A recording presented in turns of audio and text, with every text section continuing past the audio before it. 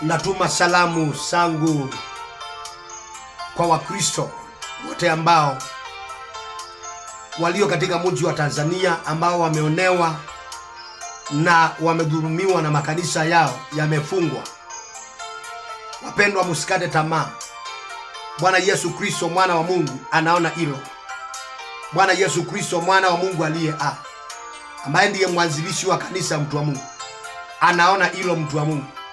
Na hata hilo isiwafanye kuacha imani yenu, isiwafanye kuacha misimamo yenu. Imani yenu, endeleeni kukasia imani yenu, wapendwa. Wakati kina Shadraka na Meshaki na Abednego walipokasia imani yao, ndipo Mungu wa mbinguni alipokuja na kuwatetea.